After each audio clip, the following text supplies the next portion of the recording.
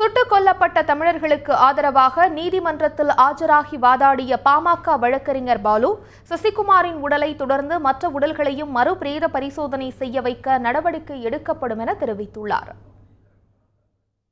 அங்கு திருவண்ணாமலையில் இருக்கக்கூடிய மற்ற 5 உடல்களையும் மறு பிரேத பரிசோதனை செய்ய வேண்டும் என்று கேட்டுக்கொண்ட பொழுது அது தொடர்பான நபர்கள் நீதிமன்றத்தில் இன்றைக்கு முறையீடு செய்யாத காரணத்தினால் அவர்களுக்கு பரிசீலனை செய்வது ஏற்றுக்கொள்ள முடியாது என்று நீதிபதி கூறினார்கள். அந்த வேளையில் அந்த 5 உடல்கள் மறு பிரேத பரிசோதனை செய்வது தொடர்பாக அடுத்து என்ன செய்வது என்று விரைவில் நாங்கள் முடிவெடுக்க இருக்கிறோம். ஆனால் இந்த வழக்கை பொறுத்தவரையில் மறு பிரேத பரிசோதனை செய்ய வேண்டும் என்பது மிக மிக முக்கியமான ஒன்றாக இருக்கிறது. காரணம், சசிகுமாரனுடைய உடலில் பல்வேறு வெட்டுக்காயம், தீக்காயம் போன்ற குண்டு பட்டதற்கு அல்லாமல் பல்வேறு காயங்கள் இருக்கக்கூடிய காரணத்தினால் இது மறு பிரேத பரிசோதனை செய்யப்பட்டால்தான் அந்த உண்மை வெளிவரும் என்று நாங்கள் போராடியதற்கு இப்பொழுது வெற்றி கிடைத்திருக்கிறது.